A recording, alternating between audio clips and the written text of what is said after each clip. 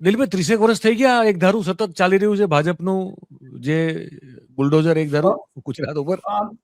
આમ તો અમદાવાદ મ્યુનિસિપલ કોર્પોરેશનમાં જે પહેલો વિજય મેળવ્યો હતો ભારતીય જનતા પાર્ટી એને 40 વર્ષ થયા.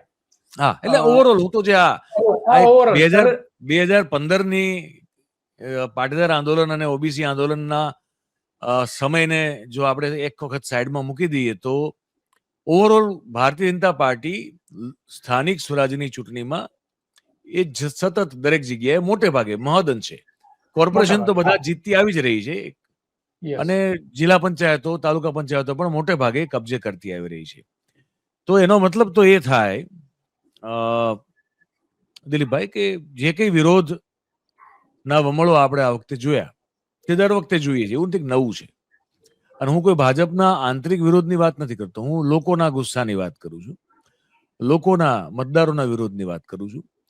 એ જે વિરોધ છે એ મતપેટી સુધી પહોંચતો નથી. જો મતપેટી સુધી પહોંચે છે તો મતપેટીમાંથી પરિણામ સ્વરૂપે બહાર નીકળતો નથી.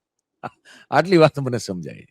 મતલબ કે બધું બરોબર છે. તમામ જે આપણી સ્થાનિક સ્વરાજની સંસ્થાઓ છે, મહાનગરો, નગરો, જિલ્લાઓ, તાલુકાઓ, અહીંયા સંપૂર્ણપણે રામ રાજ્ય છે અને પ્રજા સુખી છે.